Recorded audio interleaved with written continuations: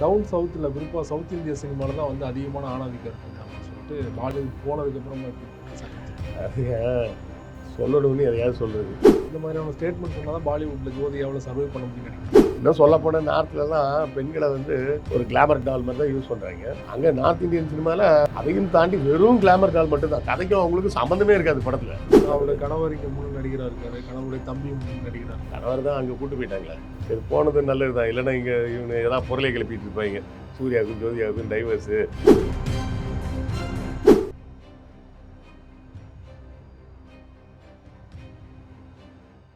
Media circle நேயர்களுக்கு வணக்கம். இன்றைக்கு நம்மோடு நேர்காணலுக்காக எழுத்தாளர் கிருஷ்ணவேல் அவர்கள் நம்மோடு இருந்திருக்கிறார். அவரோடு பேசலாம். சார் வணக்கம். வணக்கம் சிவா. சமீபத்தில் நெட்ஃப்ளிக்ஸில் ஜோதிகா மற்றும் பல நடிகைகள் உமன் சென்ட்ரிக்கான ஒரு வெப் சீரிஸ் வெளியாக இருக்குது, டப்பா கார்ட்டல் அப்படின்னு சொல்லிட்டு.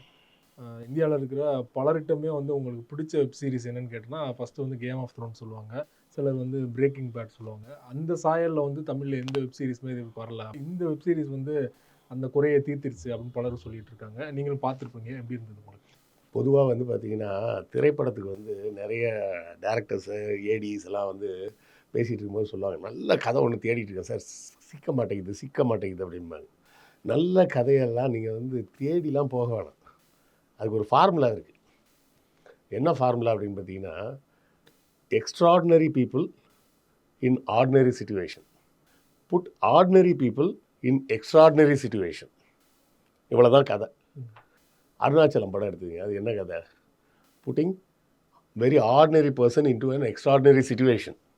இந்த பிரேக்கிங் பேடோட ஸ்பெஷாலிட்டியே என்னென்னா, பொதுவாக வந்து இந்த ட்ரக்கு, கார்ட்டல், இந்த மாதிரி போதைப் பொருட்கள் விற்பனை இதெல்லாம் பார்த்தீங்கன்னா நாம் கேள்விப்பட்டவரை எப்படி கேள்விப்பட்டிருப்போம்னா, சமூகத்தில் மிக மோசமான ஆட்கள் தான் இந்த வேலையில் செய்வாங்க அப்படின்னு தான் பொதுவாக நம்ம கேள்விப்பட்டிருப்போம். பிரேக்கிங் பேட் பெரிய ஹிட் ஆனதுக்கு காரணம் என்னென்னா, அவர் வந்து அந்த ஹீரோ வந்து யாருன்னா ஒரு கெமிஸ்ட்ரி ப்ரொஃபஸர். கெமிஸ்ட்ரி ப்ரொஃபஸர் எதுக்கு போதை மருந்து விற்கணும் அப்படின்னு ஒரு கேள்வி வருதா? அப்போ அதுக்கு ஒரு கதை வச்சுருந்துருப்பாங்க. என்னென்னா, அவருக்கு வந்து கேன்சரு வந்தோடனே இப்போ என்ன பண்ணுறது அப்படின்னு சொல்லி நம்மளுடைய ஃபேமிலிக்கு எதாவது பண்ணணுமே அப்படின்னா அவருக்கு ஒரு எண்ணம். அந்த நேரத்தில் தான் அவரோட பழைய ஸ்டூடெண்ட் ஒருத்தனை பார்ப்பார். பார்த்தா அவன் வந்து போதைப் பொருள் விற்றுட்டு இருப்பான். அவனை கூப்பிட்டு அது எப்படி பண்ணுறேன்னா, இது மாதிரி வாங்கி தான் விற்கிறேன். சரி, வாங்கிலாம் விற்க வேணாம், நானே கெமிஸ்ட்ரி ப்ரொஃபஸர், நானே தயாரித்து தரேன், நீ விற்றுக்கோ, ஆளுக்கு பாதி ப்ராஃபிட்டு அப்படின்னு சொல்லி ஆரம்பித்து அவர் வந்து கடைசியாக ட்ரக் கார்ட்டலோட ஹெட்டெல்லாம் காலி பண்ணுற அளவுக்கு அந்த கதையை கொண்டு போவாங்க. அதுதான் அந்த படத்தோட ஒரு பயங்கரமான அந்த வெப் சீரிஸோட வரவேற்பு. இவ்வளோ பேர் கொண்டாடுறது காரணம் அதுதான். ஏன்னா சம்மந்தமே இல்லாத ஒரு ஆள் வந்து இந்த மாதிரி ஒரு தொழிலில் ஈடுபட முடியுமா, ஈடுபட்டால் அதுக்கு என்னெல்லாம் பிரச்சனை வரும், அப்படி பிரச்சனையெல்லாம் வந்தால் எப்படி சால்வ் பண்ணுவாங்க அப்படி இப்படின்னு அதை கொண்டு போகிறது. இங்கேயும் அதே மாதிரி தான் கொண்டு போயிருப்பாங்க. என்னென்னா, ஒரு சாதாரண ஹவுஸ் ஒய்ஃப். அந்த ஹவுஸ் ஒய்ஃப் என்ன பண்ணுவாங்க, அவங்க வீட்டுக்கு வர வேலைக்காரம்மா ஒருத்தங்க, ஒரு பொண்ணு, அந்த பொண்ணும் இவங்களும் சேர்ந்து டப்பா பிஸ்னஸ் பண்ணுவாங்க. டப்பா பிஸ்னஸ்ன்றது வந்து பாம்பேயில் ரொம்ப ஃபேமஸ். என்னென்னா, நீங்கள் மாதம் ஒரு அமௌண்ட்டை கொடுத்துட்டிங்கன்னா, மும்பையில் உங்கள் ஆஃபீஸ் எந்த மூலையில் இருந்தாலும் சரி, 1 மணிக்கு மத்தியானம் ஷார்ப்பாக உங்களுக்கு ஒரு டப்பாவில் சாப்பாடு டெலிவரி ஆகிடும். அதே மாதிரி 2:30 மணிக்குள்ளே அந்த காலி டப்பாவும் பிக்கப் ஆகிட்டு போயிடும். அப்போ இதே மாதிரி இவங்க வந்து வீட்டில் சமையல் பண்ணி ஒரு குறைஞ்ச அளவுக்கு ஒரு 10 20 பேர் அந்த மாதிரி அவங்களுக்கு மட்டும் சமையல் பண்ணி அந்த சாப்பாடை போட்டு அந்த டப்பாவில் போட்டு பேக் பண்ணி அந்த பொண்ணுகிட்ட அந்த வேலைக்காரமாக கொடுத்து அந்த பொண்ணு போய் டெலிவரி பண்ணும். இதில் வந்து இந்த இப்போ ஹவுஸ் ஒய்ஃபுக்கு வேறு யாரோ வந்து ஒரு அவங்க சொந்தக்காரங்களோ இல்லை பெரியவங்க யாரோ ஒருத்தவங்க சொன்னதை வச்சு ஒரு அஃப்ரோடெசியாக்னா வயக்ரா மாதிரின்னு வச்சுக்கிங்க, ஆண்மை குறைபாடுக்கு தேவையான ஒரு மருந்து மாதிரி ஒரு விஷயத்தை தயாரிச்சிருப்பாங்க. அதை வந்து சில பேர் வந்து கேட்பாங்கன்னு சொல்லி ஒருத்தர் கேட்டு பார்த்து அவங்களுக்கு நல்லா இருக்குன்னு சொல்லி நிறைய பேர் கேட்குறவங்களுக்குலாம் அந்த சாப்பாட்டு டப்பாலே அடியில் வந்து அந்த வயக்ரா மேட்டரை போட்டு அனுப்புவாங்க. இப்போ இது போய்கிட்டே இருக்கும். இது கொஞ்ச நாள் இது போயிட்டு இருக்கும்போது அவங்களுக்கு அங்கே கொஞ்சம் பிரச்சனை வந்துடும். அந்த அப்பார்ட்மெண்ட்ஸில் இனிமேல் இந்த அப்பார்ட்மெண்ட்ஸில் தங்க முடியாது, அந்த சொசைட்டிலேருந்து இங்கேருந்து யாரும் பிஸ்னஸ் வேலையெல்லாம் பண்ணக்கூடாது அப்படின்னு சொல்லுவாங்க. சொன்ன உடனே வேறு ஒரு ஃப்ளாட் பிடிப்போம் அப்படின்னு சொல்லிட்டு ஒரு புரோக்கரை பிடிச்சி தேடுவாங்க. அப்போ அந்த ஆள் கிடைக்காது. அப்புறம் ஒரு லேடி, அந்த புரோக்கர்லேயே ஒரு பொம்பளை புரோக்கர் இருக்கும், ஒரு பொண்ணு. அது வந்து, நான் ஒரு வீடு தரேன், அந்த வீடு வந்து இவங்க கண்ட்ரோலில் இருக்குது, இன்னும் வாடகை கொடுல, நான் உனக்கு வாடகை மட்டும் எனக்கு கொடுத்துரு, அட்வான்ஸில் யாரும் கொடுக்க வேணாம், பொருளெல்லாம் உள்ளே ஒழிச்சு வச்சுருங்க, அப்பப்போ நான் கஸ்டமரை கூட கூப்பிட்டு வந்து வீடை காட்டுவேன், நீங்கள் தங்கியிருக்கிற மாதிரி காட்டிக்க வேணாம் அப்படின்ற மாதிரி பேசி கொண்டு போய் சேர்த்து விட்ருவோம். விட்ட உடனே இப்போ இந்த வேலைக்கார பொண்ணு இருக்குல்ல, அவளுக்கு ஒரு பாய் ஃப்ரெண்ட் ஒருத்தன் இருப்பான். அந்த பாய் ஃப்ரெண்ட் என்ன பண்ணுவான், ஒரு நாள் இன்டிமேட்டாக இருக்கும்போது வீடியோ எடுத்து வச்சுருப்பான். அவன் வந்து கொஞ்சம் மோசமான பார்ட்டி. அந்த வீடியோ எடுத்து வச்சுக்கிட்டு, கொஞ்சம் கஞ்சாவை கொடுத்து இதை விற்று கொடு, டப்பாவில் வயகரா மட்டும் தான் சேல்ஸ் பண்ணுவியா, கஞ்சா சேல்ஸ் பண்ண மாட்டியா, விற்று கொடு, இல்லைன்னா இந்த வீடியோ வெளியே விட்ருவேன் அப்படின்னு. இவன் அதுக்கப்புறம் அந்த கஸ்டமர்கள்ட்ட டப்பாவை கொடுக்கும்போதே கேட்டு வேணுன்றவங்களுக்கு மட்டும் அந்த கஞ்சா பொட்டலத்தை கொண்டாந்து பத்திரமா வச்சுட்டு அதுலேருந்து கொஞ்சம் கொஞ்சம் போட்டு 10 கிராமம் போட்டு உள்ளே போட்டு அமுச்சிட்டு இருப்பாள். இந்த நேரத்தில் இந்த ஹஸ்பண்டுக்கும் இவ ஹஸ்பண்ட் வந்து ஜெர்மன் போகணுன்னு ஆசைப்பட்டுட்டு இருப்பான். அவன் வேலை பார்க்குற கம்பெனியில் அழகாக பின்னியிருப்பாங்க கதை. அந்த வேலை பார்க்குற கம்பெனியில் வந்து ஒரு மோடல்லா அப்படின்னு ஒரு ட்ரக் முன்னாடி தயாரித்து அதை வந்து அமெரிக்காவுக்கு எக்ஸ்போர்ட் பண்ணிகிட்டு இருந்திருக்காங்க. இப்போ கூட இந்த பிரச்சனை ஒன்று ஓடி இருக்குல்ல, ஃபென்டானில். இப்போ கூட இவர் ட்ரம்ப் சொல்லிட்டு இருந்தார்ல, ஃபென்டானில் சிட்ரேட் மாத்திரையெல்லாம் நீங்கள் சைனாக்காரன் தான் இங்கே கொண்டாந்து விற்றுக்கிட்டு இருக்கான், எங்கள் மக்கள்லாம் போதைக்கு அடிமையாகிறாங்க அப்படி இப்படின்னு பேசுனாங்களே, அந்த ஃபென்டானில் சிட்ரேட்டு தான் இவங்க முன்னாடி தயாரிச்சிருந்தாங்க. அமெரிக்கா பேன் பண்ணதுக்கப்புறம் அதை வந்து லோக்கலில் விற்க ஆரம்பிச்சிட்டாங்களாம்.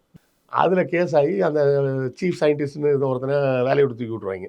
இப்போ அந்த ஃபென்டானில் வந்து இன்னும் இவங்கள்ட்ட இருக்குதுன்னு சொல்லி அதை தேடி அதை பற்றி ஆராய்ச்சி பண்ணுறதுக்கு, ஐ மீன் விசாரணை பண்ணுறதுக்காக, இன்வெஸ்டிகேஷனுக்காக ட்ரக் கண்ட்ரோல் போர்ட்லேருந்து ஒரு ஆள் வந்திருப்பார். அவருக்கு ஒழுங்காக ஒத்துழைப்பு கொடுக்காம இவனை ஏமாற்றிட்டு டகால்ட்டி வேலை பண்ணிகிட்டே இருப்பாங்க. அந்த கம்பெனியோட சிஇஓவோட ஒய்ஃப் தான் ஜோதிகா. வீட்டிலே இருப்பாள். அவள் ஒரு ஃபேஷன் டிசைனர், ட்ரெஸ் எல்லாம் விற்கிற ஒரு கடை வச்சுருப்பா. அது பெரிய நஷ்டத்தில் ஓடிட்டு இருக்கும். ஸோ இப்படி ஆளாளுக்கு ஒவ்வொருத்தருக்கும் ஒரு பிரச்சனை இருக்குது. இப்படி இந்த பிரச்சனை இருக்கிற நேரத்தில் தான் ஒரு நாள் வந்து இந்த ஹவுஸ் ஒய்ஃபாக இருப்பாள்ல, அவளுக்கே தெரியாமல் தான் இந்த மெய்டு பண்ணிகிட்டு இருப்பா. இந்த புரோக்கர் பொம்பளை என்ன பண்ணுவா, ஒரு நாள் வந்து இன்னொரு கப்பலை கூப்பிட்டு வரும்போது உள்ள செல்ஃபில் கஞ்சா இருக்கிறத பார்த்துருவா. பார்த்து கூப்பிட்டு இது என்ன மேட்ரு என்ன கேட்டோடனே ஒரே டென்ஷன் ஆகிடும், ஒரே பிரச்சனை ஆகிடும். கடைசியில் சரி இது நல்ல காசு வருதுன்னா நம்மளே பண்ணுவோம் அப்படின்னு 3 பேருமே சேர்ந்து அந்த வேலையில் இறங்கிடுவாங்க. ஏன்னா இவளுக்கு ஜெர்மன் போகிறதுக்கு காசு வேணும், அவளுக்கு ப்ரோக்கரேஜில் பெருசாக வருமானம் இல்லை, வேலை ஏழ்மையானவன், ப்ளஸ் இந்த வீடியோ ப்ராப்ளம் வேறு. இப்படி இருக்கும்போது தான் அவன் என்ன பண்ணுவான், அந்த மிரட்டிகிட்டு இருந்தானே அவன் வந்து ஒரு நாள் வந்து இவ்வளோ நாள் கஞ்சா விற்றதெல்லாம் போதும், நான் எம்டிஎம்ஏன்னு ஒன்று தரேன், மெத்துன்னு சொல்லலாம், அதை அந்த எம்டிஎம்ஏ தரேன், அதை நீ இனிமேல் விற்று கொடு அப்படின்னு. 10 கிராம் வந்து 4000 ரூபா அந்த மாதிரி ஒரு ரேட் சொல்லுவாங்க. இது 1/2 கிலோ இருக்குது, இதுவே 40 லட்ச ரூபா அந்த ரேஞ்சுக்கு ஏதோ சொல்லிகிட்டு இருப்பான். அப்போ இவன் என்ன பண்ணுவான், பேசிகிட்டு இருக்கும்போது இதை விற்று கொடுன்னு மிரட்டுவான். இவன் என்ன பண்ணுவான், டக்குன்னு அந்த வேலைக்கார பொண்ணு அந்த பேக்கெட் எடுத்துகிட்டு போய் வாஷ் மிஷினில் போய் போட போயிடுவான். ஒழுங்காக வீடியோவை டெலிட் பண்ணி இல்லைனா கொட்டிடுவேன் அப்படின்பேன். அவன் சரின்னு டெலிட் பண்ணிட்டேன்னு இல்லை அந்த அக்காட்ட கொடு அப்படின்னோடனே அவங்க கொடுப்பா. அவன் ஃபோனை தூக்கி போட்டு உடச்சிடுவான். உடச்ச உடனே அவன் ஏதோ ஒன்று சொல்லுவான். கோவத்தில் என்ன ஒன்றா எல்லாத்தையும் வாஷ் மிஷினில் கொட்டிடுவான். கொட்டின உடனே அவன் டென்ஷன் ஆகி என்ன பண்ணி வச்சுருக்கேன்னு தெரியுமா உனக்கு அப்படின்னு சொல்லிட்டு போயிடுவான். போன கொஞ்சம் நேரத்தில் பார்த்தா இந்த நேரத்தில் இவங்க எங்கே போகிறா என்னவோ பண்ணிகிட்டு இருக்கான்னு அவங்க மாமியாருக்கு சந்தேகம் வந்து பின்னாடி வந்துக்கிட்டு இருப்பாள். அன்றைக்கி மறுநாள் பார்த்தீங்கன்னா வேற ஒருத்தன் வருவான். கூட 2-3 பேரை கூட்டிகிட்டு வந்து சந்தோஷ் கூட நான் ஒரு செல்ஃபி எடுத்திருக்கேன் பாரு அப்படின்னு காட்டுவான். என்னென்னா சந்தோஷை போட்டு தள்ளியிருப்பாங்க. போட்டு தள்ளிட்டு கூட 2 ஃபோட்டோ எடுத்துருப்பாங்க. தப்பிச்சு ஊரை விட்டு ஓடலான்னு பார்த்தா அதான் போட்டேன், நீ எவ்வளோ அமௌண்ட்டுக்கு வேஸ்ட் பண்ணியிருக்க தெரியுமா அப்படின்ற நேரத்தில் மாமியாரும் வந்துடுவாங்க. மாமியாரையும் கூப்பிட்டு உட்கார வச்சுருவாங்க. இப்போ என்ன பண்ணுறதுன்னா அவங்க 2 பேரையும் சுட்டு கொண்டுடு அப்படின்ட்டுருவாங்க மாமியார். என்ன இப்படி ஈஸியாக சொல்லிட்டேன், அப்படிலாம் கொல்ல முடியாதுமா, எவ்வளோ காசு போயிடுச்சு, இந்த காசெல்லாம் திருப்பி கொடுக்கணுமா அப்படின்னு கேட்பான். அதே சரி நான் நாளைக்கு ஆஃபீஸ் வரேன் பேசிக்கலாம் போ அப்படின்ட்டுருவான் மாமியார். வந்தோடனே இப்போ என்ன சொல்ல போகிறேன், எப்படியாவது நான் வீடை கிட்ட விற்று தரேன் அப்படி இப்படின்னு சொல்ல போறியான்னு. அதெல்லாம் சொல்ல, அந்த சரகை கூட நான் விற்றுறேன் அப்படின்பா. அவங்க மாமியாரே பழைய காலத்து அண்டர் கிரவுண்டு தாதா அது. அப்படி கதையை ட்விஸ்ட் பண்ணி இப்போ 2 பொண்ணுங்களாக இருந்தது 3 பேர் ஆகிடுவாங்க.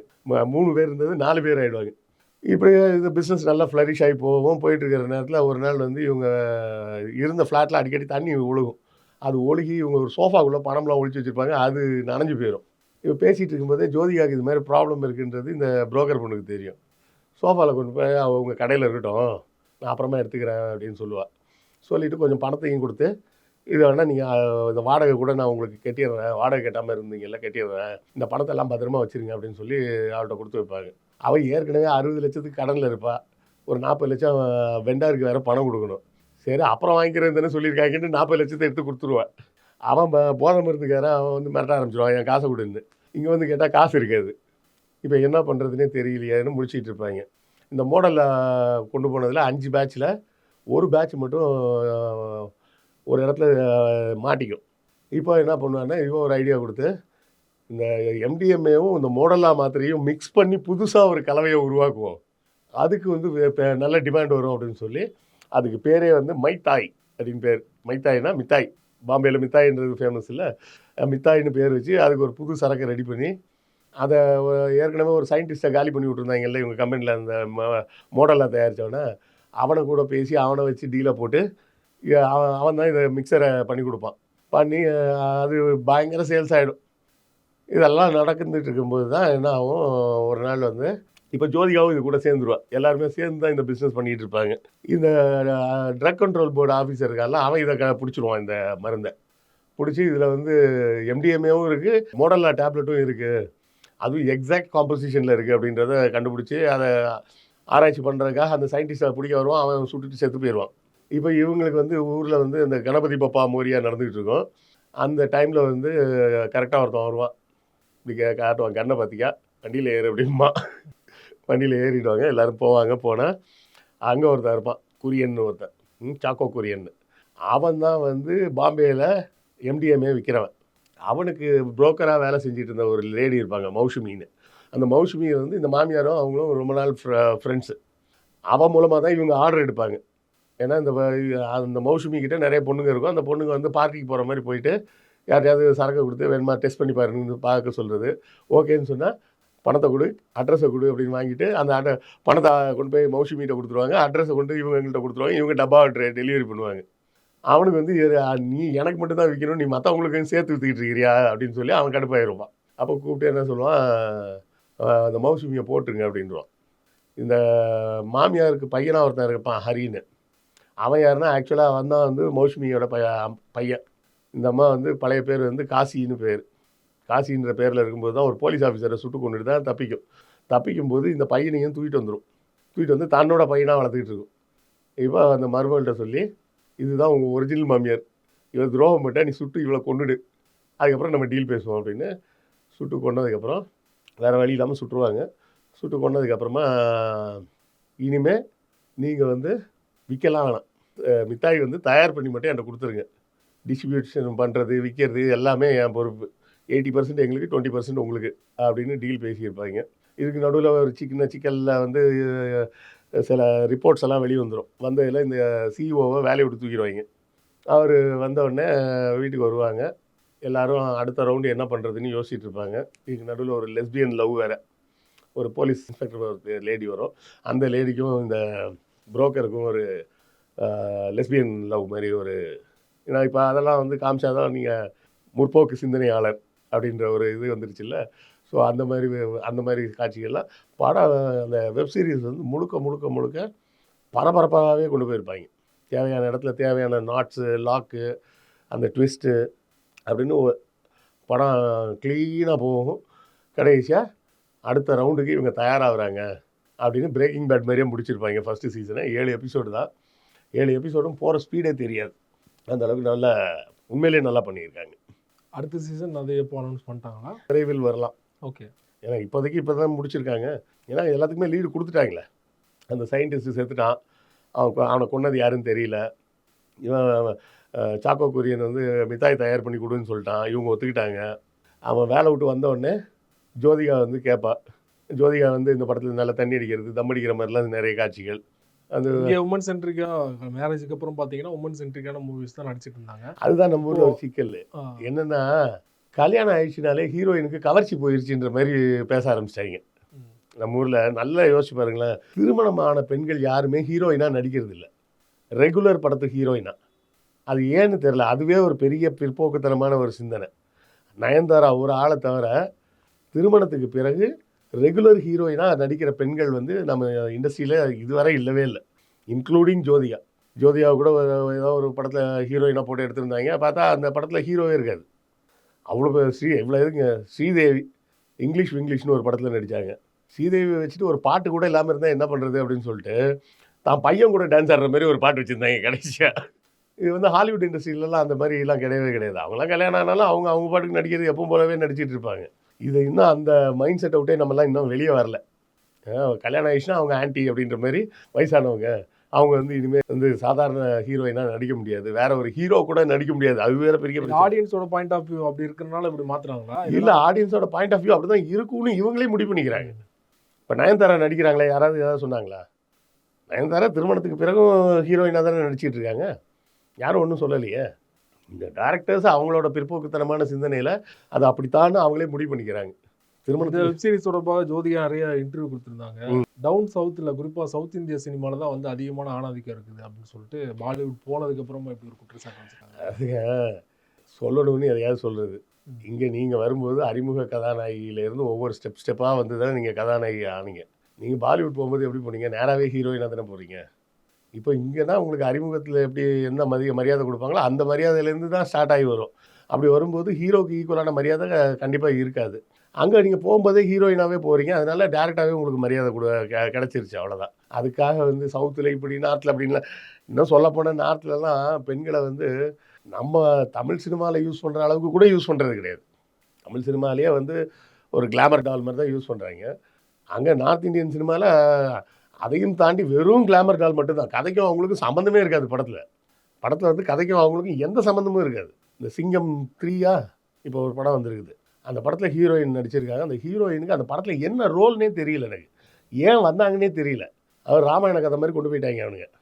ஒரு வில்லன் வந்து இலங்கையில் இருப்பான், இங்கே ராம்லீலா நடந்துகிட்டு இருக்கும், அந்த போலீஸ் ஆஃபீஸரோட பொண்டாட்டியை அவன் கடத்தி இலங்கையை கொண்டு போயிடுவான். இவர் ராமர் மாதிரி பல ஆட்களோட துணையோடு போய் பொண்டாட்டியை மீட்டுட்டு வந்தார் அப்படின்னு படத்தை எடுத்து வச்சிருக்கிறாங்க. அந்த படத்தில் அந்த ஹீரோயின் எதுக்கு வராங்கன்னே தெரியாத மாதிரி, இந்த கடத்துறதுக்காக மட்டும்தான் வராங்கன்ற மாதிரி அவ்வளோ கேவலமாக இருக்கும் அந்த அங்கே பயன்படுத்துறதெல்லாம். இந்த மாதிரியான ஸ்டேட்மெண்ட் சொன்னால் தான் பாலிவுட்டில் ஜோதிகாவில் சர்வை பண்ண முடியும்னு நினைக்கிறேன். அப்படின்லாம் கிடையாது, அவங்களோட புரிதலில் சொல்கிறது, அவ்வளோதான்.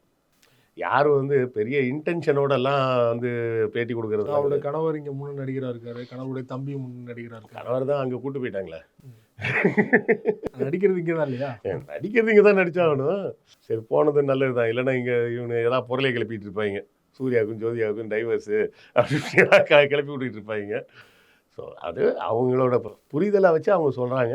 எனக்கு தெரிஞ்சு அது அப்படி தான் இருக்கும். இங்கே வரும்போது அறிமுகமாக வந்து தான் மேலே வர்றாங்க, அங்கே போகும்போதே நேராக ஹீரோயினாக தான் அவங்க இன்ட்ரடியூஸ் ஆகுறாங்க. அதனால் அந்த மரியாதை அங்கே ஆட்டோமேட்டிக்காகவே அவங்களுக்கு கிடச்சிருக்கலாம். ரொம்ப நன்றி சார். டப்பா கார்ட்டல் வெப் சீரிஸ் தொடர்பாக பல்வேறு விஷயங்களோட பகிர்ந்து கொண்டீங்க. மிக்க நன்றி. நன்றி.